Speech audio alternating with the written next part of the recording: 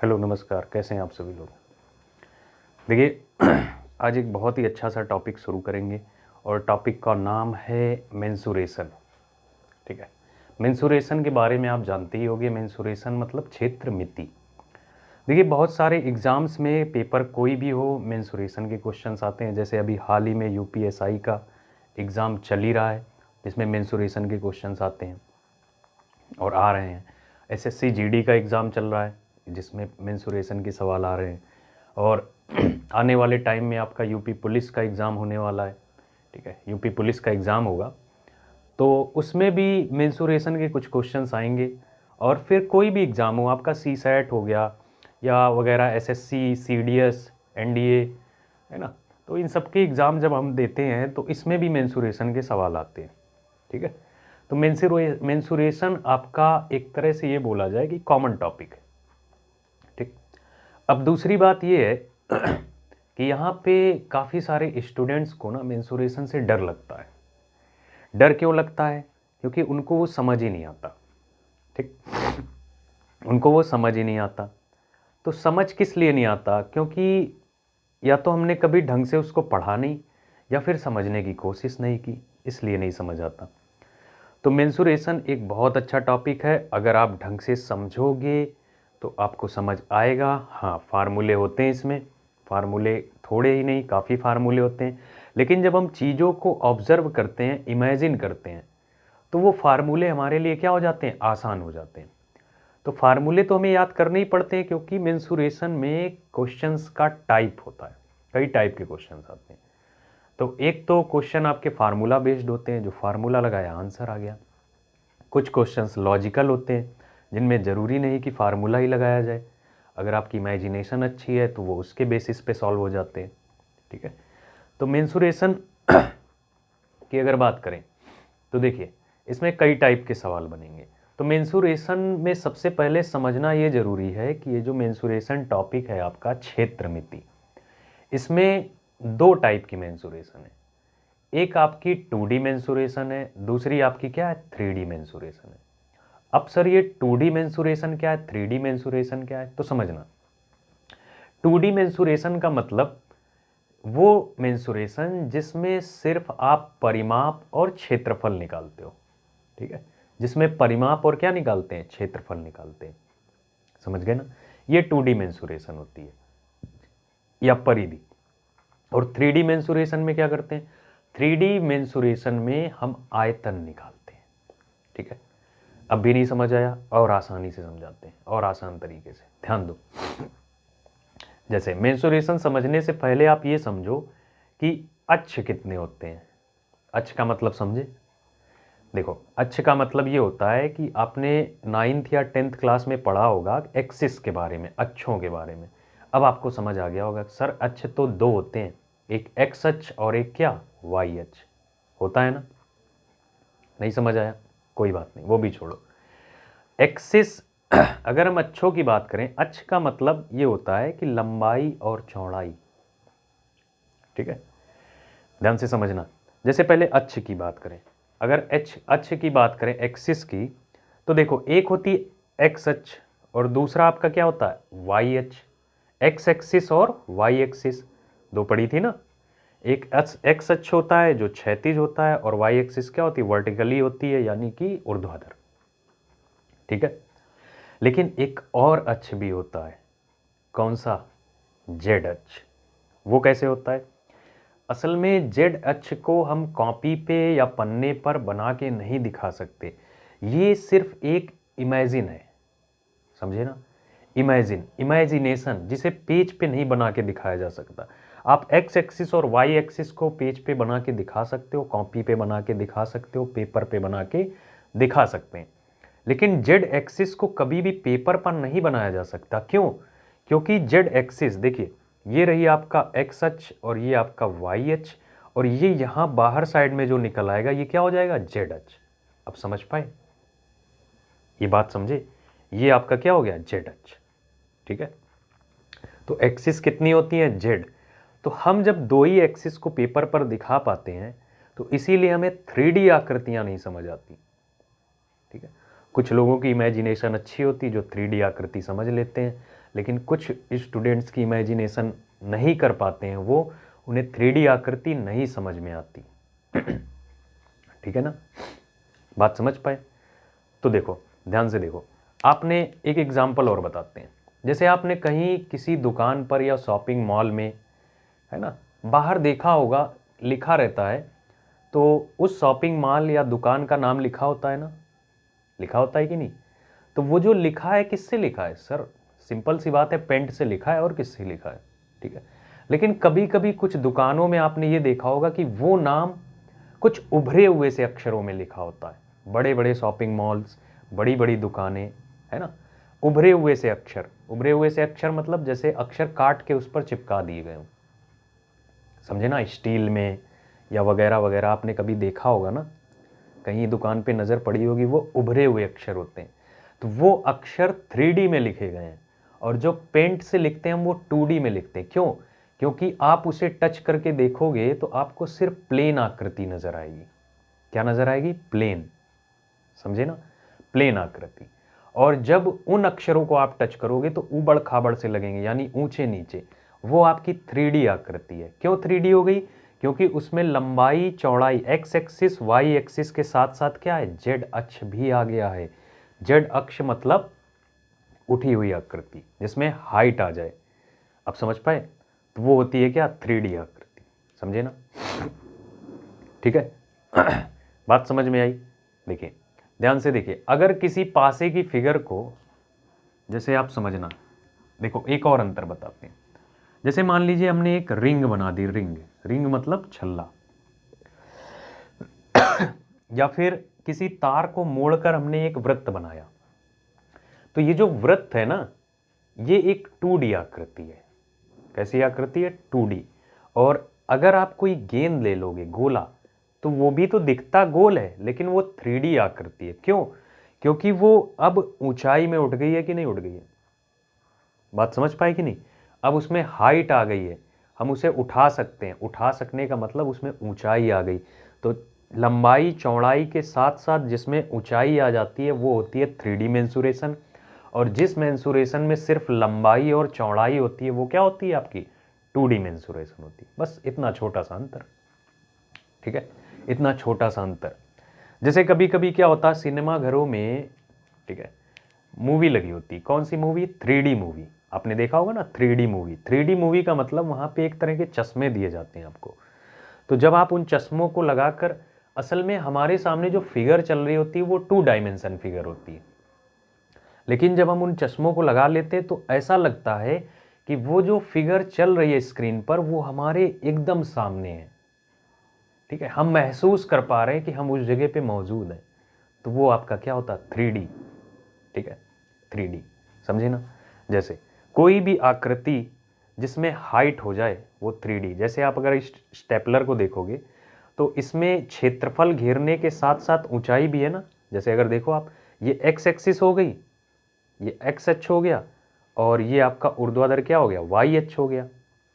ये एक्स अक्ष हो गया, ये वाई अक्ष हो गया, लेकिन एक और अक्ष भी है, जेड अक्ष, समझे ना?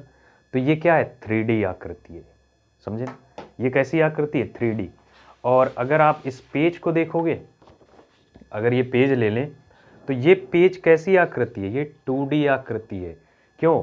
अगर इसकी लंबाई और इसमें क्या है? सिर्फ चौड़ाई, तो इसमें सिर्फ लंबाई और चौड़ाई है, हम इसमें सिर्फ क्षेत्रफल निकाल सकते हैं, आयतन नहीं निकाल सकते।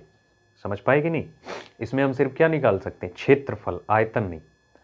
और इसी क्षेत्रफल को अगर आयतन में कन्वर्ट करना है तो इस पेज के चारों तरफ आप एक दीवार बना दो, ठीक है।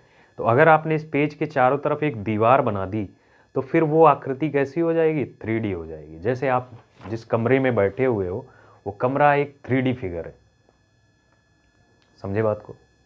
ठीक है। तो 3D का मतलब समझ आया, जिसमें लंबाई चौड़ाई के साथ साथ क्या होती है? ऊंचाई होती है, वो 3D होती है। और 2D का मतलब ये हुआ कि जिसमें सिर्फ लंबाई और क्या होती है? चौड़ाई होती है, वो आपकी कौन सी आकृति होती है? 2D आकृति होती है। समझ गए ना? तो दो टाइप की मेंसुरेशन है, 2D मेंसुरेशन और 3D मेंसुरेशन।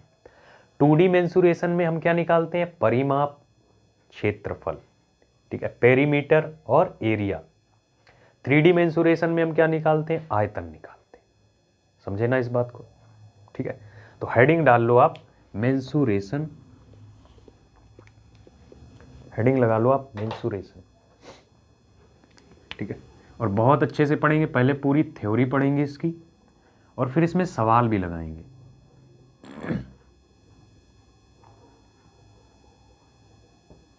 मेंसुरेशन, RATION, ठीक है, मेंसुरेशन। हिंदी में क्या बोला जाता है, हिंदी में इसको बोलते हैं क्षेत्रमिति, क्षेत्रमिति, क्षेत्रमिति। और क्षेत्रमिति किसमें किसमें होती है, 2D और 3D, ठीक है।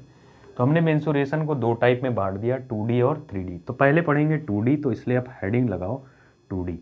अच्छा, 2D का मतलब समझ आया ना, 2D मतलब 2 डायमेंशन फिगर, डायमेंशन मतलब बीमाएं, ठीक है, जिसमें 2 बीमाएं होंगी सिर्फ, एक्स एक्सिस और वाई एक्सिस, एक्स और वाई, जेड नहीं, जेड आ जाएगी तब 3 डायमेंशन फिगर हो जाएगी, यानी 3D हो जाएगी, ठीक है।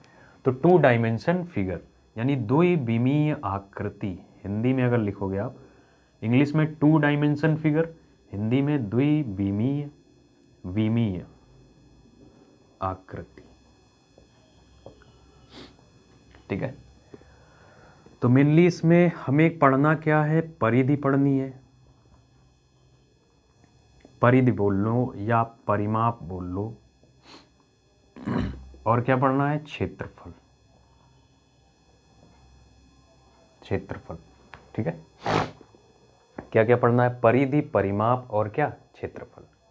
चलिए पहले इनकी टर्मिनोलॉजी समझो आप, शब्दावलियां, कि इस परिधि का मतलब क्या है, परिमाप का मतलब क्या है। परिधि और परिमाप दोनों एक ही है ना, पेरीमीटर बोलते हैं इंग्लिश में, और क्षेत्रफल को एरिया। तो इसकी शब्दावलियां अगर आप समझ लोगे तब आसान हो जाएगा, ठीक।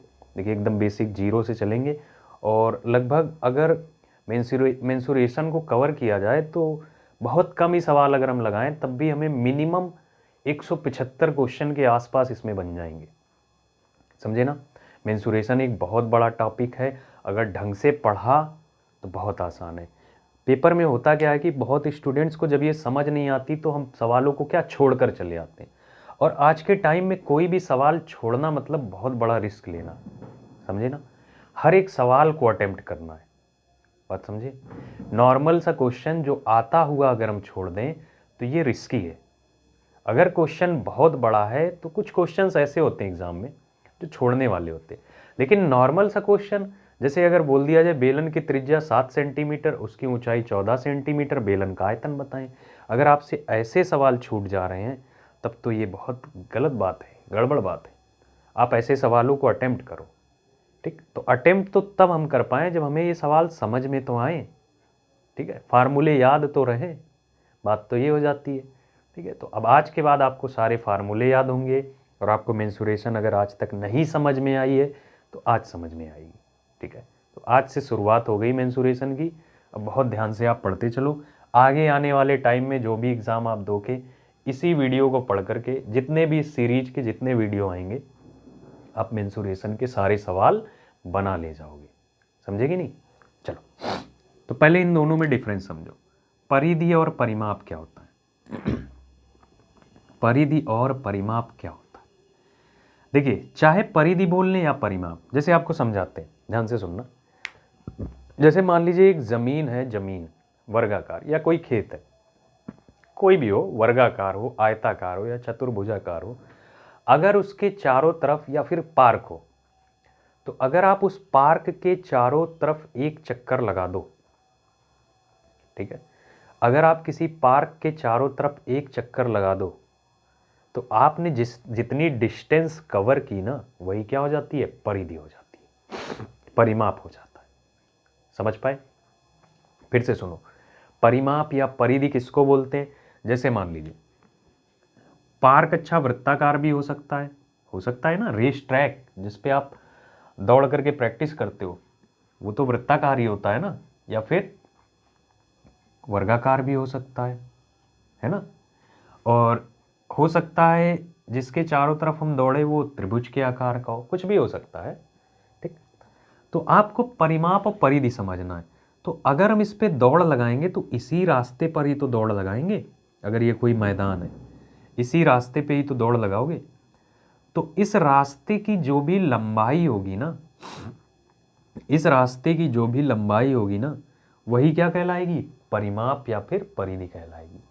ठीक, जैसे आप इस रास्ते पर जब आप दौड़ोगे तो आप कितनी डिस्टेंस कवर करोगे? ये रास्ता आप तय करोगे तो इसके चारों तरफ ही तो दौड़ोगे, तो यही हिस्सा क्या कहलाता है? परिमाप कहलाता है या फिर परिधि। मतलब ये लंबाई टोटल, ये इस पे चलोगे आप पहले, फिर आप इस पे चलोगे और फिर इस पे चलोगे, और तीनों को जब ऐड कर दिया जाएगा, जोड़ दिया जाएगा, तो वही अपना क्या हो जाएगा? परिमाप बोल लो या फिर क्या बोल लो आप? परिधि बोल लो। बात क्लियर हुई? ठीक है। तो परिमाप और परिधि की कोई ना कोई मात्रक तो होता होगा ना, यूनिट। यूनिट का मतलब क्या? जैसे आप मार्केट में गए दूध लेने, तो दूध कैसे बोल के लाओगे? सॉरी, मार्केट में दूध लेने गए तो दूध कैसे लेके आओगे? क्या बोलोगे दूध वाले से? दूध दे दो हमें, है ना? तो दूध वाला तो ये पूछेगा ना कितना, तो कितना बोलोगे आप? यही तो बोलोगे आप, लीटर बोलोगे कि नहीं, या मिलीलीटर? तो ml में कौन दूध लेता है? ठीक है, तो ध्यान से सुनो। तो वो जो लीटर आपने बोला ना, वो होता है यूनिट। ठीक, चीनी लेने गए आप दुकान पर, तो चीनी कैसे लाओगे? चीनी दे दो? नहीं ना, चीनी मांगने के लिए आपको तौल बतानी पड़ेगी, उसकी माप कि कितनी चाहिए आपको, तो वो होता है क्या? यूनिट। तो वैसे ही परिधि और परिमाप, यानी जब डिस्टेंस तय करोगे आप, दूरी, तो वो दूरी किसमें हो सकती है? क्या क्या हो सकता है? छोटा सा रास्ता होगा तो सेंटीमीटर में हो सकती है। देखो दूरी किसमें होती है? सेंटीमीटर या फिर मीटर या फिर किलोमीटर। बात समझ पाए कि नहीं? बहुत ध्यान से समझना। मेंसुरेशन में सबसे इंपॉर्टेंट होती है इनके यूनिट।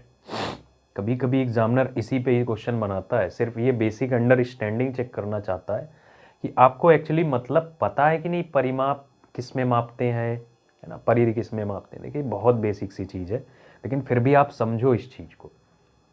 तो या तो सेंटीमीटर में दिया रहेगा, है ना, छोटा सा रिंग होगा तो उसमें सेंटीमीटर में ही तो परिधि नापी जाएगी, और बड़ा सा रास्ता होगा या तो उसमें मीटर में नापी जाएगी या फिर किलोमीटर में। तो मिला जुला के मोटी मोटी बात आप ये समझो कि परिमाप या परिधि की यूनिट किस में नापते हैं? सेंटीमीटर, मीटर या फिर किलोमीटर में। बोलो बात समझ में आई?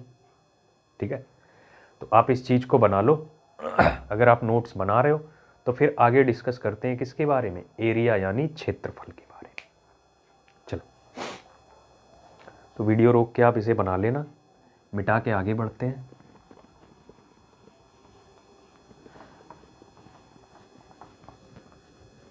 अब बात करेंगे क्षेत्रफल की। तो ये तो अपना हो गया परिमाप। अब आप हेडिंग लगा लो। देखिए ये सब टर्मिनोलॉजी आपको शब्दावलियाँ क्यों समझा रहे हैं? क्योंकि जब तक हमें पता ही नहीं होगा, देखिए कुछ स्टूडेंट्स ऐसे होते हैं जिन्होंने ये पढ़ रखा है 9th क्लास में, 10th क्लास में, है ना, तो उनके लिए आसान होता है। ठीक है, उनके लिए समझना आसान होता है। लेकिन जिन्होंने कभी नहीं पढ़ा ना, उनके लिए मुश्किल होती है। तो उन स्टूडेंट्स को ध्यान में रख के इसे पढ़ेंगे, समझे कि नहीं? तो जिन्होंने पढ़ रखा वो 1-2 वीडियो तक पेशेंस रखें, फिर उनके लेवल के भी सवाल आएंगे, लेकिन सबको लेकर चलते हुए। क्षेत्रफल का मतलब क्या होता है? एरिया। एरिया। अब सबसे पहले मतलब समझो क्षेत्रफल। तो कोई भी 2D आकृति में क्षेत्रफल होगा ही होगा, चाहे वो वृत्त हो, चाहे वर्गाकार हो, चाहे त्रिभुजाकार हो, चाहे आयताकार हो, इसमें क्षेत्रफल तो होगा ही होगा। ठीक, अब क्षेत्रफल होता क्या है? देखो, अगर आसान सी भाषा में समझाएं तो आसान सी भाषा में समझो, जिस रूम में आप बैठे हुए हो, जिस रूम में आप बैठे हुए हो, उसके फर्श पे आप पोछा लगाओगे जब, ठीक है, बहुत देखो बिल्कुल एकदम बेसिक सी जीरो सी बात बता रहे हैं जिससे आप समझ पाओ। उसके फर्श पे जब आप पोछा लगाओगे तो कैसे लगाओगे? आप ऐसे पोछा लगाओगे ना कि कोई भी हिस्सा बचने ना पाए। नहीं सर, हम ऐसे नहीं लगाते हैं। जहाँ कुर्सी रखी होती है वहाँ तो हम एकदम नहीं लगाते उसके नीचे जाकर, या जहाँ बेड होता है वहाँ भी नहीं लगाते। ठीक है। ठीक। तो मान लो कि पूरे कमरे में अगर आपको पोछा लगाना है तो जितना एरिया आपने कवर किया ना वो सब क्षेत्रफल है जितने पे आपने लगाया। ठीक। दूसरा एग्जाम्पल, किसी कमरे की दीवार को जब आप पेंट करते हो ना, पेंट, तो दीवार पे ऐसा पेंट करते हो कि कोई भी हिस्सा बचने ना पाए, कोई भी हिस्सा बचने ना पाए। तो वो आपका क्या हुआ? क्षेत्रफल हुआ। जितने जगह पे आपने पेंट किया है ना वो क्षेत्रफल हुआ। ठीक है। तो पेंट करने वाला कैसे पैसे लेता है? वो बोलता है कि हम जो है 1 वर्ग मीटर का 40 रुपए लेंगे, ये रेट होता है। तो आप वो जितना भी एरिया पेंट कर जाएगा ना, फिर देखा जाएगा कि वो कैसा है, वर्गाकार है या वृत्ताकार है, तो फिर उस चीज का क्षेत्रफल निकालते हैं और जितना क्षेत्रफल आता है उसको 40 से क्या कर देते हैं, मल्टीप्लाई, और उसका पैसा बन जाता है। समझे? ठीक है। तो ये आपका क्या होता है? एरिया होता है। ठीक। और दूसरी बात समझो, जैसे एरिया का मतलब ये समझो, जैसे कोई खेत है, ठीक, या जमीन ही ले लो, आप जिस रूम में बैठे हो उसको ले लो, जमीन ले लो। उस जमीन पे आपने पूरे में पानी डाल दिया, तो पानी जितना ऊपर, देखो पानी की हाइट नहीं होनी चाहिए, पानी सिर्फ गीला करे। समझ रहे हो ना मेरी बात? हाइट हो जाएगी तब फिर नहीं, तब तो फिर आयतन बन जाएगा, वो स्थान घेर लेगा ना।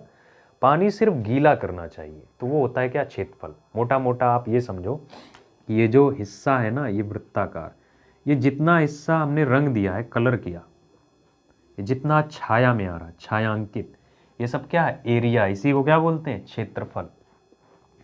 ये इस आकृति में जो जो हिस्सा हमने रंग रखा है, कलर किया है, यही हमारा क्या कहलाता है? एरिया कहलाता है, यानी क्षेत्रफल। यही आपका क्या है? क्षेत्रफल। यही आपका क्या है? टोटल क्या? क्षेत्रफल यानी एरिया। समझे ना? तो एरिया हर 2D आकृति में होगा, एरिया हर 2D फिगर में होगा। ये जो चीज़ें समझा रहे हैं आपको, ध्यान से, बहुत ध्यान से समझो। जब आप 3D पढ़ोगे ना तो उसमें भी इसका बहुत यूज है। ठीक है। तो ये हिस्सा क्या है? यही क्या कहलाता है? क्षेत्रफल। ये जितना रंग हो गया। तो अभी जैसे थोड़ी देर पहले परिमाप व परिधि को मापने की एक यूनिट हुई थी, उसी तरह से क्षेत्रफल को भी मापने की यूनिट होती है। तो क्षेत्रफल या तो सेंटीमीटर स्क्वायर में होगा, स्क्वायर लगता है, स्क्वायर ये डिनोट करता है कि ये क्या है? एरिया है। समझ गए कि नहीं? तो क्षेत्रफल की यूनिट होती है या तो सेंटीमीटर क्या स्क्वायर, या फिर मीटर स्क्वायर, या फिर किलोमीटर स्क्वायर। समझे ना? तो क्षेत्रफल की यूनिट क्या होती है? सेंटीमीटर स्क्वायर, मीटर स्क्वायर, या फिर क्या? Kilometre square. समझ पाए ना? तो दोनों बातें समझ में आई। पेरीमीटर, परिधि, पेरीमीटर, परिधि या परिमाप बोल लो आप, है ना, वो क्या होता है, क्षेत्रफल क्या होता है, ये चीज़ समझ आ गई ना? तो देखो यही बेसिक सी बात थी, इसी को समझाने में हमने आधा घंटा लगाया है। क्यों लगाया है? क्योंकि एक एक पॉइंट क्लियर होना चाहिए, एक एक पॉइंट क्लियर होना चाहिए। ठीक है, तब पढ़ने में आगे मज़ा आएगा। ताकि हम जब कोई सवाल बताएं, देखिए मेरी पढ़ाने की आदत ये नहीं है कि जब तक सामने वाले को समझ ही नहीं आता तो मेरा खुद ही मन नहीं लगता। ऑफलाइन क्लास में मैं चेहरा देख के बता सकता हूँ कि किसको समझ आ रहा, किसको नहीं आ रहा। समझे ना? तो ये सब चीज़ें मैंने ऑब्जर्व की हैं खुद से कि किस तरह से इंसान को पढ़ाया जाए, जिस एक तरह से आप इसको एक्सपीरियंस बोल सकते हो कि उसे बहुत अच्छे से समझ आए। समझे ना? मैंने जीरो से जीरो लेवल के बच्चे को पढ़ाया, स्टूडेंट को। ठीक है, और उसे भी समझाया। ठीक, देखिए जो अच्छे खासे तेज होते हैं उनको पढ़ाना तो अलग बात है, उनको पढ़ा क्या रहे हो, वो तो खुद ही पढ़ ले रहे हैं ना। जो जीरो लेवल के बच्चों को अगर आपकी चीज़ें समझ आ रही हैं, ठीक, तो फिर अच्छा है। ठीक है, तो दोनों को कवर करना है, दोनों लोगों को लेके चलना है, हर टाइप के लोगों को। समझ गए ना? हो सकता है किसी ने आर्ट लिया रहा हो, आर्ट लिया हो, होता है ना, तो आर्ट लेते हैं तो उनके में एडवांस मैथ नहीं हुआ करती है, उनके में ट्रिग्नोमेट्री नहीं होती, तो ये उनकी गलती नहीं है, उन्होंने कभी पढ़ा ही नहीं। ठीक है, चलिए तो आगे बढ़ते हैं। तो ये चीज़ें आप नोट करो और फिर बढ़ते हैं, अब डिस्कस करते हैं उन आकृतियों के बारे में जिनके बारे में हमें क्या पढ़ना है, कि कौन कौन सी आकृतियों का सर यहाँ हम परिमाप निकालेंगे और किनका किनका एरिया निकालेंगे, किन आकृतियों का एरिया निकालना होगा हमें, क्षेत्रफल। ठीक है, तो उनके बारे में डिस्कस करेंगे। तो हेडिंग डाल लो, क्या क्या पढ़ना है आपको, कौन कौन सी फिगर, आकृतियां, मेंसुरेशन में कौन कौन सी फिगर पढ़नी है। पहली फिगर आपकी त्रिभुज, पहली फिगर आपकी कौन सी, त्रिभुज। त्रिभुज मतलब ट्राइएंगल। ठीक है, दूसरी फिगर पता है आपको, वर्ग, वर्ग मतलब स्क्वायर। ठीक, सॉरी। तीसरी फिगर आपकी आयत, आयत का मतलब क्या, रेक्टेंगल। ठीक है, लिखते चलेंगे सारा कुछ। चौथी फिगर हमें पढ़नी है, आयत के बाहर होता है आपका समचतुर्भुज। ये सब क्या है अभी सिर्फ आप लिखो, एक एक को समझाएंगे अच्छे से ताकि आपको क्लियरिटी रहे और आप कभी भी फार्मूला भूलने नहीं पाओगे। ठीक है, समचतुर्भुज, समचतुर्भुज का मतलब रहोम्बस, रहोम्बस। पांचवा समानांतर चतुर्भुज या समांतर चतुर्भुज बोला जाता है, समांतर चतुर्भुज, इसको बोलते हैं पैरालेलोग्राम।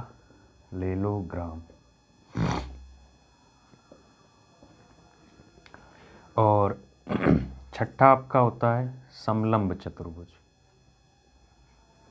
समलंब चतुर्भुज, ट्रेपेजियम, ट्रेपेजियम। ठीक, ट्रेपेजियम, समझे ना, दिखाई पड़ रहा है नीचे तक, सॉरी, यहाँ तक आ रहा है कि नहीं वीडियो में।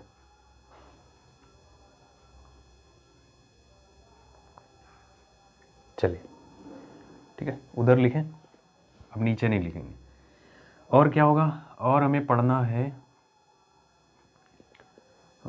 खष्टभुज, खष्टभुज, हेक्सागोन, हेक्सागोन, अष्टभुज या खष्टभुज ही ठीक है। खष्टभुज के बाद आपका वृत्त, वृत्त, वृत्त तो आप जानते ही हो, सर्कल। अर्धवृत्त, अर्धवृत्त का मतलब आधा वृत्त, सेमी सर्कल। आधा मतलब होता है सेमी, सर्कल मीन्स क्या, वृत्त। ठीक है, और 10वां आपका सेक्टर, सेक्टर को हिंदी में बोलते हैं, क्या बोलते हैं, त्रिज्यखंड, त्रिज्यखंड, सेक्टर, त्रिज्यखंड यानी सेक्टर। ठीक है, तो इतना ही सब कुछ हमें पढ़ना है, तो आप इतना नोट कर लो। ये हमारा क्या 2D का सिलेबस। ठीक है, 2D के सिलेबस में हमें इतना ही पढ़ना है, और अगर कुछ एक्स्ट्रा होगा तो वो भी पढ़ेंगे लास्ट में, लेकिन फ़िलहाल के लिए आप इतना ही नोट करो। तो फटाफट से आप इसे नोट करो ताकि आगे बढ़ा जा सके।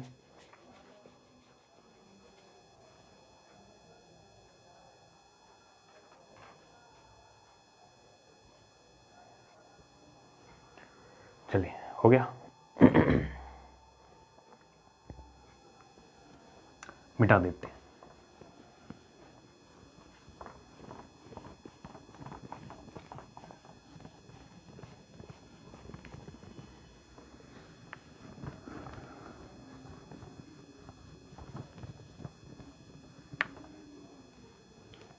हो गया ना, चलो भाई, तो पहली हेडिंग आप डाल लो।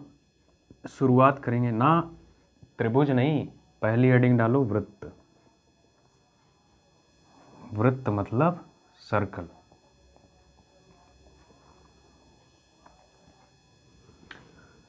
त्रिभुज नहीं, त्रिभुज से नहीं पढ़ाएंगे, सर्कल से ही पढ़ाएंगे।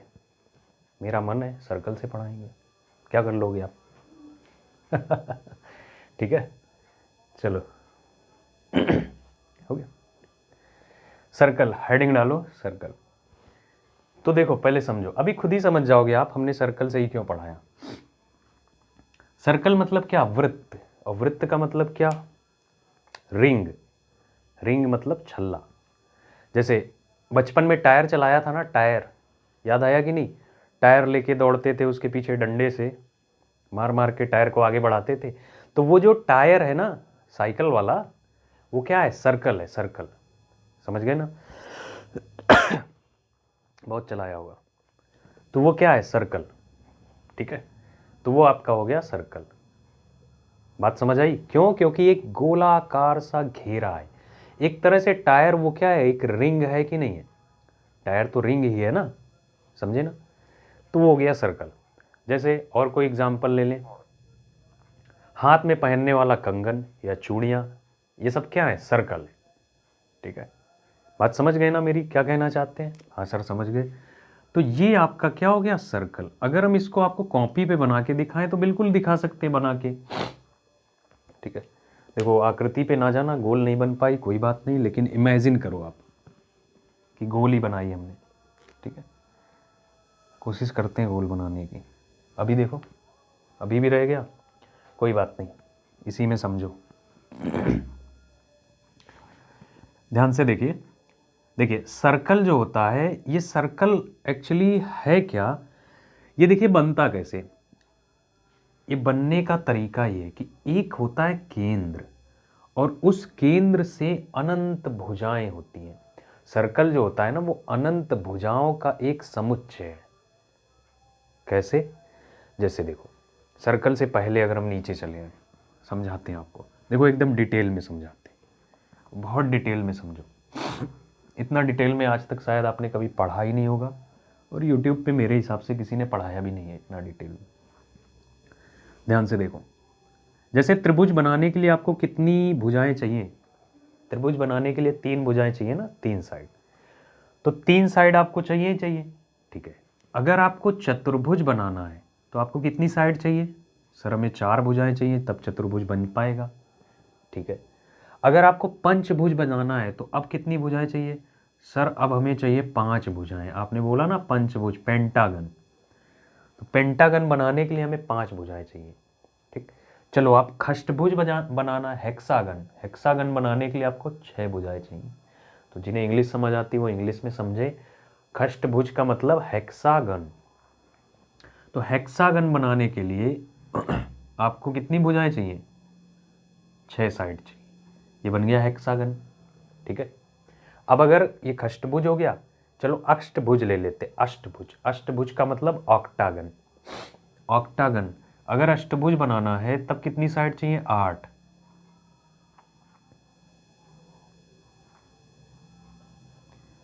8 साइड। देखो 8 है ना, 1 2 3 4 5 6 7 8 है ना 8। कुछ ऑब्जर्व किया, कुछ इमेजिन हो पा रहा है? हाँ सर हो रहा है ना। 3 भुजाएं थी, फिर 4 हुई, फिर 5 हुई, फिर 6 हुई, फिर 8 हुई, ये इमेजिन किया। ठीक है, अरे नहीं, ये इमेजिन नहीं करना है। आप इस आकृति को बढ़ते हुए क्रम में अगर देखो तो आकृति कैसी होती जा रही है? एक गोल रिंग का रूप ले रही है कि नहीं ले रही? समझे? ये आकृतियां एक रिंग का रूप ले रही है ना। धीरे धीरे धीरे धीरे देखो, जैसे जैसे हम साइड बढ़ा रहे हैं उसमें गोलाई आती जा रही है, रिंग आती जा रही है, एक तरह से एक छल्ला आ रहा है ना। 8 भुजाओं पे ये हो गया। अब जरा सोचो, अगर हम 9 भुजाएं करेंगे थोड़ा सा और गोल होगा। अगर हम 20 भुजा करेंगे थोड़ा सा गोल हो जाएगा, और अगर हम 70 भुजाएं करेंगे और गोल हो जाएगा। मेरी बात समझ पा रहे हो ना, क्या कहना चाह रहे हैं? अगर हम और ज़्यादा भुजाएं बढ़ाएंगे और गोल हो जाएगा। तो ऐसे ही जब अनंत भुजाएं हो जाएंगी ना, अनंत, इनफाइनाइट, बहुत छोटी छोटी सी, बहुत छोटी छोटी सी इनफाइनाइट भुजाएं, यानी भुजाएं एक तरह से आप कह लो बिंदु का रूप ले लेगी, पॉइंट का। तो वो फिर बन के क्या तैयार हो जाएगा, सर्कल तैयार हो जाएगा, जिसे वो बोलते क्या है, वृत्त, जिसे क्या बोलते हैं, वृत्त। और वो सभी भुजाएं एक सेंटर से बराबर दूरी पर होंगी, सारी साइड्स, सारी भुजाएं एक केंद्र से कहाँ होंगी, बराबर दूरी पर, और उसी को क्या बोला जाता है, वृत्त बोला जाता है। समझ आया ना वृत्त, ठीक है। तो इसे बोलते क्या है, वृत्त। तो मिटा देते हैं। तो अब आपके समझ आ गया होगा कि असल में सर्कल है क्या और वृत्त है क्या, ये बना कैसे। चलो अब ध्यान से देखो, तो ये होता है इसका क्या, केंद्र। केंद्र, केंद्र को देखो ओ से दिखाते हैं, ओ मतलब सेंटर, ऑर्थो सेंटर बोलते हैं इसको, ठीक है। तो इसीलिए इसको ओ से दिखाते हैं। अब केंद्र से यानी इस सेंटर से आप इस वृत्त की दीवार को कहीं भी टच करोगे ना, कहीं भी टच करोगे, तो ये जो डिस्टेंस है ना, ये जो दूरी है, ये जो दूरी है, इसे हम लोग क्या बोलते हैं, रेडियस बोलते हैं। रेडियस मतलब त्रिज्या बोलते हैं, रेडियम लिख दिया हमने, रेडियस, क्या, रेडियस, बोलो समझे ना। रेडियस का मतलब क्या, त्रिज्या, यानी ओ ए इस वृत्त की क्या है, त्रिज्या है। त्रिज्या बोल लो आप, रेडियस बोल लो, इसको स्मॉल आर से दिखाते हैं, समझे कि नहीं, ठीक है। अब इसी चीज को इधर भी अगर आप बढ़ा दोगे ना, इधर, तो यहां से जो सेंटर से होते हुए ये जा रही है और दूसरे साइड में टच कर रही है, ये अब हो गया क्या, व्यास। क्या हो गया, व्यास। तो यानी ए बी जो है ये क्या कहलाता है, व्यास कहलाता है, ये आपका कहलाएगा व्यास। व्यास मतलब डायामीटर। इसको किससे दिखाते, डी से, डायमीटर होता है इसीलिए डी से, ठीक है। अच्छा एक बात बताओ, अगर हम बोले त्रिज्या 6 सेंटीमीटर तो व्यास कितना, सर जाहिर सी बात है डबल होगा, 12 सेंटीमीटर हो जाएगा। अगर त्रिज्या 7 सेंटीमीटर है तो व्यास कितना, सर जाहिर सी बात है डबल हो जाएगा, 14 सेंटीमीटर। अगर हम त्रिज्या बोले 8 सेंटीमीटर, सर आप बार बार क्यों ही वही सवाल पूछ रहे हो, 8 गुणे 2 यानी 16 सेंटीमीटर। चलो ठीक है, एक बार और बता दो, अगर त्रिज्या 9 सेंटीमीटर तो व्यास कितना, सर 9 का डबल। अगर त्रिज्या 8 सेंटीमीटर तो व्यास कितना, सर 2r। तो यानी d इक्वल क्या होता है, 2r, यानी व्यास d बराबर क्या हो जाएगा आपका, 2r, ठीक है। तो व्यास किसके बराबर, 2 गुणे त्रिज्या के क्या होगा, बराबर होगा। समझे इस चीज को, हाँ समझ आया। चलो अब परिधि की बात करें। परिधि, परिधि मतलब पेरीमीटर, पेरीमीटर, ठीक। परिधि इंपॉर्टेंट है। अच्छा अभी हमने पढ़ाया है आपको कि परिधि क्या होती है। इस बाउंड्री की लंबाई, इस बाउंड्री को आप जितना घूमकर तय कर जाओगे यही क्या होगी, परिधि होगी, यही क्या कहलाएगी, परिधि। ये बाउंड्री पूरी, तो इसको नापेंगे कैसे, देखो इसका फार्मूला होता है, क्या होता है, 2 पाई और क्या, आर, 2 गुणे पाई गुणे क्या, आर। परिधि को नापने के लिए 2 पाई आर, जहां 2 और पाई क्या है, कांस्टेंट वैल्यू है। कांस्टेंट का मतलब क्या होता है, कांस्टेंट का मतलब ये नहीं बदलेगा, बाकी रेडियस बदल सकती है। ये 2 और पाई हर सवाल में रहेगा, लेकिन रेडियस आपकी क्या होगी, चेंज होगी। तो 2 पाई क्या है, एक कांस्टेंट वैल्यू है, ठीक है। अच्छा पाई की वैल्यू सवाल के हिसाब से क्वेश्चन पे डिपेंड करती है। जैसे कभी कभी क्वेश्चंस में पाई की वैल्यू 22/7 होती है, कभी कभी पाई की वैल्यू 3.146 समथिंग होती है, ठीक है, वो तो क्वेश्चन पे डिपेंड करती है। तो वृत्त के बारे में इतनी बात आप नोट कर लो अच्छे से ढंग से फिगर वगैरह बना के, ठीक। तो इतना लिखो, फिर आगे बढ़ते हैं, क्षेत्रफल के बारे में डिस्कस करते हैं।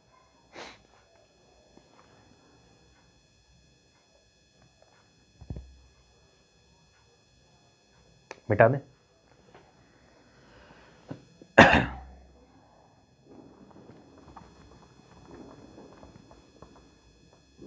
चलिए। तो ये हमने क्या किया, मिटा दिया। अब देखो क्षेत्रफल कैसे निकालेंगे, तो क्षेत्रफल निकालने के लिए फार्मूला होता है, क्षेत्रफल मतलब एरिया, ठीक है। एरिया मतलब कि इस पर कितना पेंट होगा, इस एरिया में कितना पेंट होगा, है ना। ये छायांकित भाग का एरिया कितना होगा, अगर हम इसमें छाया कर दें इस तरह से, यानी कलर कर दिया हमने, ये समझ लो आप, तो इसका क्षेत्रफल कितना होगा। तो इसी क्षेत्रफल को निकालने के लिए हम लोग यूज करेंगे पाई आर स्क्वायर, ठीक है, पाई गुणे त्रिज्या का क्या, वर्ग, और यही अपना क्या होगा, एरिया, यानी क्षेत्रफल बराबर क्या, पाई आर स्क्वायर। समझे कि नहीं? हाँ सर समझ आ गया। तो क्षेत्रफल निकालने के लिए लगाया जाएगा फार्मूला क्या, पाई आर स्क्वायर, ठीक है। तो आप इसे नोट करो, फिर आगे बढ़ जाते हैं। चलो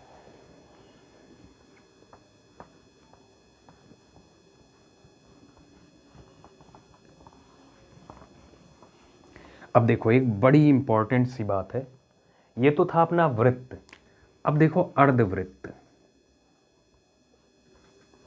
अर्धवृत्त, अर्धवृत्त का मतलब सेमी सर्कल, सेमी सर्कल। अर्धवृत्त का मतलब क्या, सेमी सर्कल। अब सेमी सर्कल क्या है, कोई वृत्त है ना, उसको क्या कर दिया गया, आधा, तो ये अपना सेमी सर्कल हो गया। समझ पाए कि नहीं, पूरा वृत्त था उसको बीच से आधा कर दिया, आधा कर दिया तो सेमी सर्कल हो गया। तो अब आपकी ये क्या है, ये तो रेडियस है, त्रिज्या है, यहाँ से यहाँ तक की त्रिज्या है ना, और ये टोटल क्या होगा, व्यास हो जाएगा, है ना। तो अब इसकी परिधि के बारे में बात करेंगे, परिधि यानी पेरीमीटर क्या होगी। अब बोलो पूरे वृत्त की परिधि क्या होती है। सर पूरे वृत्त की परिधि अभी आपने पढ़ाया था 2 पाई आर होती है, तो आधे वृत्त की क्या होगी, 2 से भाग लगा देंगे, पाई आर हो जाएगी। हो जाएगी कि नहीं, हो जाएगी ना। नहीं, बिल्कुल गलत है। आधा जब आप करोगे तो आधा आपने किया तो सिर्फ ये माप निकल कर आई है, ये जिस पे हमने करंट लगा दिया, ये वाली माप निकल के आई है आधा करने पे, ठीक है, समझे कि नहीं। पूरा जब ये होता है तो ये पूरी होती है, अरे पाई आर ये और आधा और जोड़ोगे पाई आर, तो 2 पाई आर हो जाता है कि नहीं। लेकिन जब आधा किया है तो अब ये माप निकल के आई, और मान लो ये वृत्ताकार मैदान है तो ये भी तो रास्ता इसमें आ गया है। अब बोलो, हाँ सर बिल्कुल आ गया, लॉजिकली, है ना, ये भी तो रास्ता आ गया। तो अब परिधि क्या होगी, तो पाई आर तो रहेगा ही, प्लस कितना और हो जाएगा, 2 आर और ऐड हो जाएगा। पाई आर तो रहेगा ही, और 2 आर क्या हो जाएगा इसमें, और ऐड हो जाएगा। क्यों 2 आर ऐड हुआ, क्योंकि त्रिज्या का डबल व्यास होता है ना, तो आर प्लस आर, 2 आर और ऐड हो गया। तो यानी अर्धवृत्त की परिधि क्या होगी, पाई आर प्लस 2 आर, या ये बोल लो पाई आर प्लस क्या, व्यास, समझे ना। तो ये हो जाएगी अपनी क्या, अर्धवृत्त की परिधि, ठीक। क्षेत्रफल की बात करो, क्षेत्रफल तो सेमी सर्कल का क्षेत्रफल क्या होता है, देखो पूरे वृत्त का क्षेत्रफल क्या होगा, पाई आर स्क्वायर, तो आधे का कितना होगा, 1/2, तो आधा करोगे तो सिर्फ इतना हिस्सा ही तो रह जाएगा, आधा करोगे आप तो सिर्फ इतना हिस्सा ही तो रह जाएगा ना, ठीक है।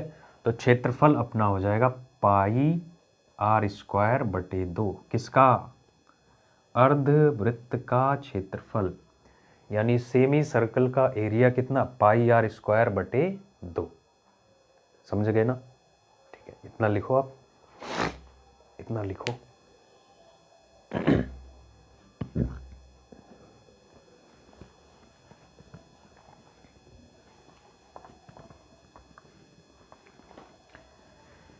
तो बहुत अच्छे से पढ़ो, समझते हुए चलो, थोड़ा थोड़ा पढ़ो लेकिन ढंग का पढ़ो, जिससे देखो मेरा मानना ये है कि सिर्फ एक ही बार पढ़ो आप, है ना, बार बार नहीं। एक ही चैप्टर, एक चैप्टर को, एक टॉपिक को बस एक बार ही पढ़ो। एक बार पढ़ने का मतलब क्या, कि ढंग से कहीं भी पढ़ लो, बस एक ही बार पढ़ो, और फिर उस पर अच्छे से प्रैक्टिस करो उस टॉपिक की। जैसे आपने मेंसुरेशन ख़त्म कर लिया, मेंसुरेशन पढ़ डाला, है ना, तो फिर कोई वीडियो मत देखो, कोई क्लास ना अटेंड करो, बस सवाल लेकर उस पर क्या करो, प्रैक्टिस करो, अपने आप को क्या करो, इम्प्रूव करो, ठीक है ना, समझ पाए, तभी आप अच्छा कर पाओगे। जैसे आपने एक बार टाइम वर्क पढ़ लिया, टाइम वर्क पढ़ डाला, सारे कॉन्सेप्ट्स लिख लिए, ठीक। तो अब उस पर आप क्या करो, प्रैक्टिस करो, ज़्यादा से ज़्यादा प्रैक्टिस करो। जितनी ज़्यादा आप प्रैक्टिस करोगे उतना ही अच्छा आप कर पाओगे एग्ज़ाम में, समझ गए ना। तो बस एक ही बार पढ़ो। हालांकि जैसे जो चीज़ें नहीं समझ आती हैं आप अपने नोट्स में बनाए, अगर आप अपना नोट्स बना रखे हो तो नोट्स में जाके देख लो उसको। नोट्स किस लिए बनाए जाते हैं, खुद के, सिर्फ इसीलिए ही तो, ठीक है, समझ गए ना। चलिए, तो एक बार जरा रिवाइज कराओ हमें। बताओ वृत्त का परिमाप क्या होता है, या वृत्त की परिधि क्या होती है, बोलो। हाँ, 2πr। वृत्त का क्षेत्रफल क्या होता है। अब देखो आपके दिमाग में चलने लगा होगा, जैसे ही हमने क्षेत्रफल बोला तो आपके सामने तुरंत ऐसे वृत्त आया होगा, उस पर छाया किया हुआ भाग, कि अभी जो हमने समझाया। तो वृत्त का क्षेत्रफल क्या होता है, πr², ठीक है। अर्धवृत्त का क्षेत्रफल आधा कर देंगे, उसको आधा कर देंगे तो πr²/2 हो जाएगा, ठीक है। फिगर याद आ रही होगी ना दिमाग में, हाँ ठीक है।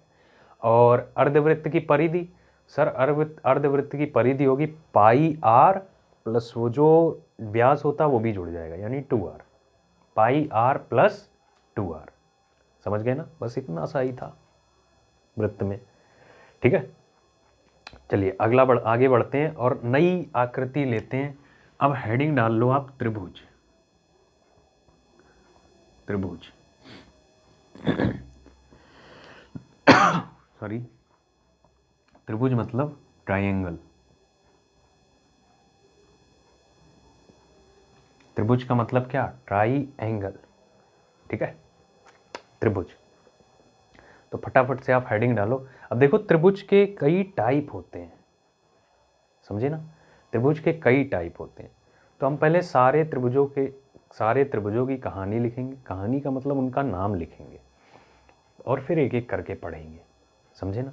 तो हेडिंग डाल लो आप, क्या, त्रिभुज। चलो अब ध्यान से देखना।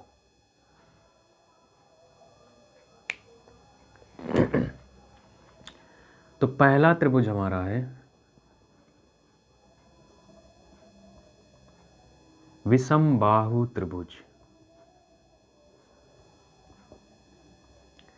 विषमबाहु त्रिभुज, विषमबाहु त्रिभुज।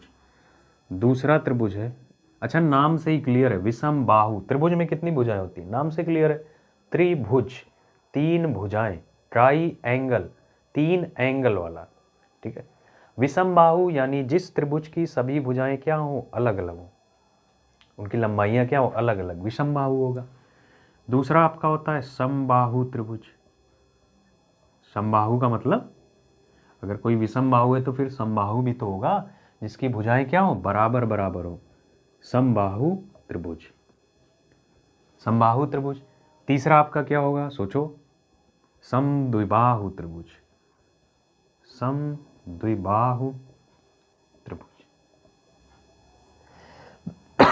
सॉरी। चौथा आपका एक और होगा समकोण त्रिभुज, बड़ा इंपॉर्टेंट है ये। समबाहु त्रिभुज और समकोण त्रिभुज मोस्ट इंपॉर्टेंट। समकोण त्रिभुज, ठीक है। तो आप इतना नोट कर लो। फिर आगे बढ़ते हैं। विषमबाहु, समबाहु, अच्छा इंग्लिश लिख दें, देखो इसको बोलते हैं स्केलिन। लैंग्वेज मीनिंग थोड़ी सी गड़बड़ हो सकती है शायद, नहीं फिर भी सही है। स्केलिन ट्रायंगल,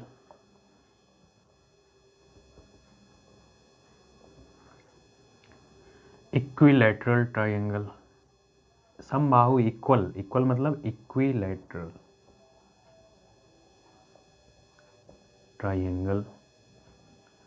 और समद्विबाहु का मतलब होता आइसोसेलेस, आइसोसेलेस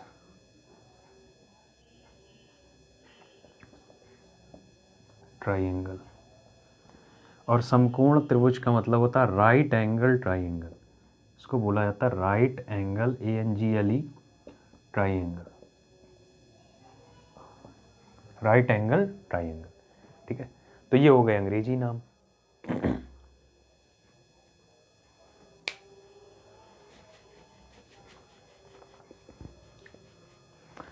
आइसोसेलेस, ये गड़बड़ है, अभी सही है। इक्विलैटरल स्केलिन,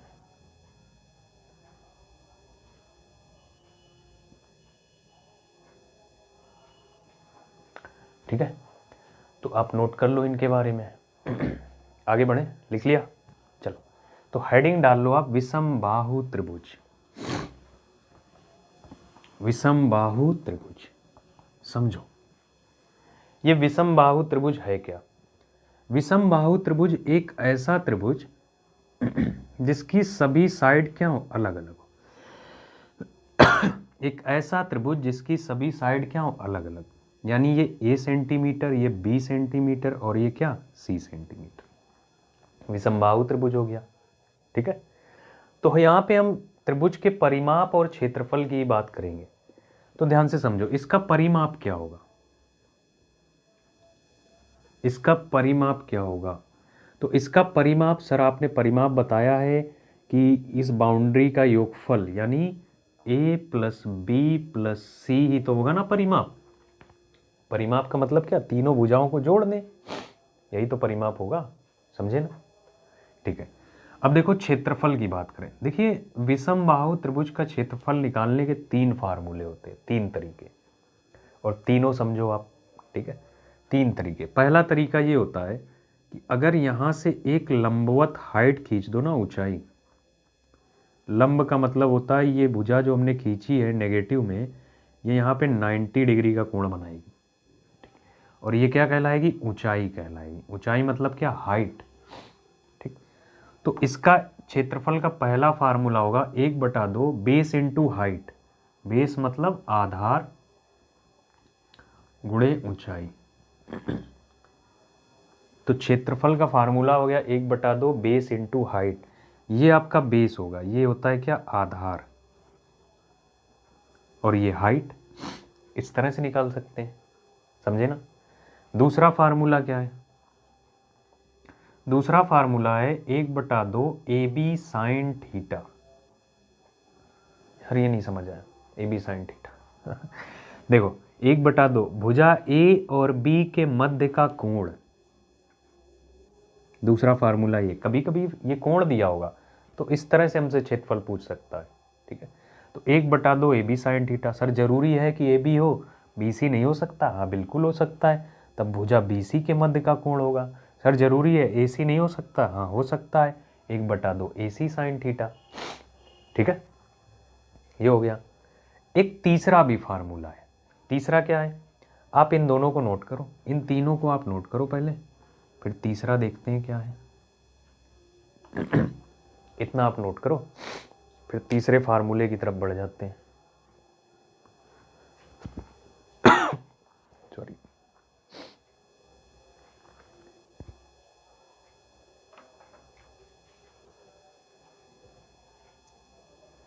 चलिए देखो, तीसरा फार्मूला होता है, जिन्होंने 8th क्लास में पढ़ा था त्रिभुज के बारे में थोड़ा बहुत भी, तो उनको याद होगा कि त्रिभुज के क्षेत्रफल का एक फार्मूला होता है हेरोन्स फार्मूला, है ना। हेरोन्स का फार्मूला, हेरोन्स का फार्मूला क्या है, अंडर रूट में S, S minus A, S minus B, S minus C. Sir ये नहीं समझ आया, एस क्या है। एस देखो क्या होता है, एस होता है सेमी पेरीमीटर यानी अर्ध परिमाप। एस का मतलब क्या होता है, सेमी पेरीमीटर यानी आधा परिमाप, अर्ध परिधि। तो पूरी परिधि क्या होता, पूरा परिमाप क्या होता है, ए प्लस बी प्लस सी, और बाई 2 कर दोगे तो वो क्या हो जाएगा, आधा, ठीक है। बाकी सब कुछ तो आपको पता है। ए बी सी क्या है, ए बी सी साइड्स हैं इस त्रिभुज की, यानी ए बी सी क्या है, भुजाएं हैं, समझे ना। तो ये हो गया, ठीक है। तो बस यही 3 ही फार्मूले आपके क्षेत्रफल निकालने के, समझ गए कि नहीं। तो आप इसे नोट कर लो, फिर आगे बढ़ते हैं, कुछ और बात करते हैं।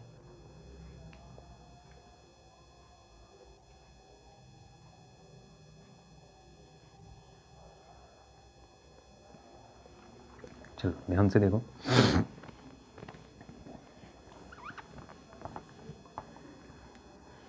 देखिए दो आकृतियां इसमें और बनती हैं। कहता है अंतावृत्त का क्षेत्रफल,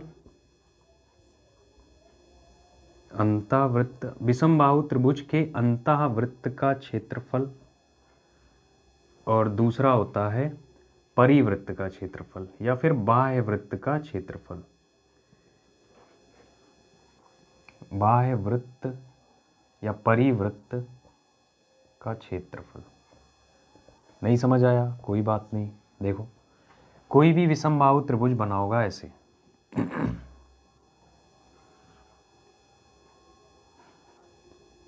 साइड ए बी और सी। अंतःवृत्त का मतलब ये हुआ कि इसको तीनों इसकी तीनों साइड को छूता हुआ इसके अंदर क्या बनाओ, एक वृत्त बनाओ। इसकी तीनों साइड को टच करता हुआ इसके अंदर एक क्या बनाओ, वृत्त। ये आपका होगा अंतःवृत्त। ठीक है। और परिवृत्त का मतलब ये होता है कि इसकी तीनों शीर्षों को छूता हुआ एक वृत्त बनाओ। ये साइड ए, साइड बी, ये साइड सी। परिवृत्त का मतलब क्या होता है, ऐसे परिवृत्त का मतलब क्या, बाहर बाहर। ठीक है, वो आपका क्या हो जाएगा, परिवृत्त। समझे ना। तो ये है अंतःवृत्त, वो क्या है, परिवृत्त। तो सवाल ये आता है कि एक त्रिभुज की तीनों भुजाएं दी होती हैं, हमसे कहता है इस अंतःवृत्त का क्षेत्रफल बताइए। इस अंतःवृत्त का क्या बताइए, क्षेत्रफल। दूसरा सवाल आपको कहेगा एक विषमबाहु त्रिभुज की तीनों साइड दी हुई हैं, आपसे कहेगा इस परिवृत्त का क्षेत्रफल बताइए। तो इसको बताने के लिए आपको इनकी त्रिज्याएं पता होनी चाहिए ना, आपको इनकी त्रिज्याएं पता होनी चाहिए ना। बिना त्रिज्या जाने आप कैसे बता पाओगे। ठीक है, तो ध्यान से सुनो। अंतःवृत्त की जो त्रिज्या होती है वो r बराबर अंतःवृत्त की जो त्रिज्या होती है वो r बराबर, ध्यान से देखो, दिखाई पड़ रहा है कि नहीं। अच्छा वो कट गया नीचे से, कोई बात नहीं है, थोड़ा सा ही तो कटा है। ठीक है, तो अंतःवृत्त की जो त्रिज्या होती है वो होती है r बराबर, ध्यान से समझना, त्रिभुज का क्षेत्रफल, त्रिभुज का क्षेत्रफल बटे त्रिभुज का अर्ध परिमाप। त्रिभुज का क्षेत्रफल बटे त्रिभुज का क्या, अर्ध परिमाप। यानी स्मॉल r बराबर क्षेत्रफल त्रिभुज का a और अर्ध परिमाप क्या, s। ये आपकी क्या हो जाएगी, अंतःवृत्त की त्रिज्या। और जब अंतःवृत्त की त्रिज्या मिल गई तो वृत्त का क्षेत्रफल तो निकाल ही ले जाओगे आप, पाई r स्क्वायर लगा के। समझ गए ना। तो ये बड़ी इंपॉर्टेंट बात है, बहुत बहुत इंपॉर्टेंट बात है, इसको नोट कर लो। और इधर देखो, इसको नोट करिए, फिर इधर। ठीक है, इसको नोट करो।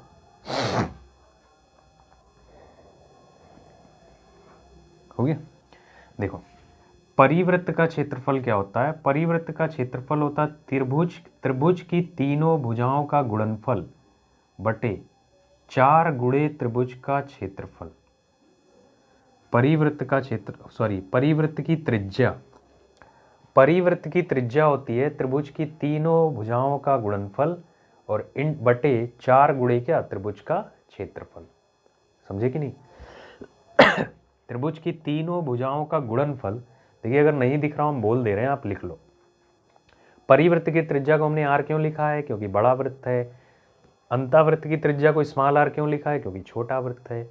ठीक है, तो परिवृत्त की त्रिज्या का परिवृत्त की जो त्रिज्या होगी वो होगी तीनों भुजाओं का गुणनफल। किसकी तीनों भुजाएं, सर त्रिभुज की। त्रिभुज की तीनों भुजाओं का गुणनफल बटे क्या होगा, 4 गुणे त्रिभुज का क्षेत्रफल। समझे ना, नोट कर लो आप इसे। ठीक है, अब समझ में आया कि वृत्त का पहले क्यों पढ़ाया। ठीक है, क्योंकि हमें यहाँ पे अंतःवृत्त और परिवृत्त समझाना था, इसलिए वृत्त को पहले पढ़ाया। तो आप इसे नोट करो और फिर एक बार रिवाइज करते हैं। हो गया, चलो अब मेरे साथ आप सारी चीज़ें रिवाइज करो, जितना पढ़ा आज। ठीक है, जितना आज पढ़ा उसको रिवाइज करो। क्या क्या पढ़ा आपने, हाँ जी। तो आपको आज समझ आया होगा कि पेरीमीटर, परिधि और ये क्षेत्रफल सिर्फ 2D मेंसुरेशन में होता है ना। और हम लोग 2D मेंसुरेशन ही पढ़ रहे हैं। तो परिमाप और परिधि का सबसे पहले आप यूनिट बताओ। सर इसका यूनिट या तो सेंटीमीटर या मीटर या फिर किलोमीटर होगा, यही तो। चलो क्षेत्रफल का आप यूनिट बताओ। सर क्षेत्रफल का यूनिट या तो सेंटीमीटर स्क्वायर या फिर मीटर स्क्वायर या फिर किलोमीटर स्क्वायर होगा। चलो ये भी सही है। अब आप हमें ये बताओ, सर्कल का एरिया या फिर वृत्त की परिधि बताओ आप। वृत्त की परिधि क्या होती है? सर वृत्त की परिधि होती है 2πr। 2π क्या? r। तो ये जो आंसर आएगा वो या तो सेंटीमीटर में होगा या मीटर में होगा या फिर किस में होगा? किलोमीटर में। समझे ना? तो वृत्त की परिधि 2πr। चलो वृत्त का आप हमें बताओ क्षेत्रफल। क्षेत्रफल क्या होगा वृत्त का? सर वृत्त का क्षेत्रफल होगा πr²। तो ये तो कहानी हो गई किसकी? वृत्त की। वृत्त की हो गई ना? ठीक है। अब अर्धवृत्त के बारे में बताओ। पूछिए सर, क्या पूछना अर्धवृत्त के बारे में? क्षेत्रफल बताओ आप पहले। सर वृत्त का क्षेत्रफल πr² होता है, तो अर्धवृत्त का क्षेत्रफल πr²/2 हो जाएगा। हो जाएगा ना? और अर्धवृत्त की परिधि कितनी होगी? सर वृत्त की परिधि होती है 2πr। आधा कर देंगे πr, नहीं πr नहीं, क्या होता है? πr प्लस क्या? 2r। ये होगी ना अर्धवृत्त की परिधि? यही तो होगी अर्धवृत्त की परिधि। हाँ बिल्कुल ठीक है। फिर इसके बाद क्या पढ़ा? त्रिभुज पढ़ा। कौन सा? स्केलेन ट्राइंगल यानी विषम बाहु त्रिभुज। विषम बाहु त्रिभुज। चलो इसकी सारी प्रॉपर्टी बताओ। सर परिमाप इसका जो होता है वो होता है a + b + c, यानी तीनों भुजाओं का क्या? योगफल। और क्षेत्रफल निकालने के इसमें 3 फार्मूले हैं। पहला है 1/2 बेस इंटू हाइट। दूसरा फार्मूला है 1/2 AB sin थीटा, यही है ना? और तीसरा फार्मूला है क्षेत्रफल निकालने का 1/2, क्या है बोलो? नहीं सर 1/2 नहीं है, हेरोन्स का फार्मूला है, यानी s -a s -b s -c, यही है ना? जहाँ s क्या है? सर s जो है वो अर्ध परिमाप है। s बराबर होगा a + b + c बटे कितना? 2। यही तो ठीक है। अब ये बताओ अंतावृत्त की त्रिज्या क्या होगी? सर अंतावृत्त की त्रिज्या होगी क्षेत्रफल, त्रिभुज का क्षेत्रफल बटे त्रिभुज का अर्ध परिमाप। देखो हिंदी में नहीं, हम इंग्लिश में लिख दे रहे हैं। त्रिभुज का क्षेत्रफल बटे त्रिभुज का अर्ध परिमाप, ये त्रिज्या होगी अंतावृत्त की। बाह्यवृत्त की त्रिज्या क्या होगी? सर तीनों भुजाओं का गुणनफल बटे 4 गुणे त्रिभुज का क्षेत्रफल। इतना ही तो पढ़ा। त्रिभुज की तीनों भुजाओं का गुणनफल बटे 4 गुणे त्रिभुज का क्षेत्रफल। ठीक है। तो ये था आज की क्लास का कंटेंट जो आपने पढ़ा और समझा।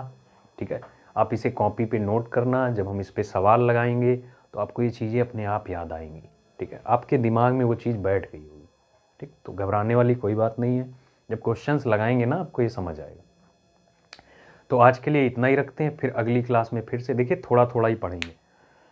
तो अगली क्लास में फिर से आगे बढ़ेंगे। जितना पढ़ना है आपके पास पूरा सिलेबस है मेंसुरेशन का, कि मेंसुरेशन में क्या क्या, 2D मेंसुरेशन में क्या क्या पढ़ना है। ठीक है। तो तब तक के लिए ख्याल रखिए अपना, फिर मिलते हैं अगली क्लास में। Good bye, take care, bye bye.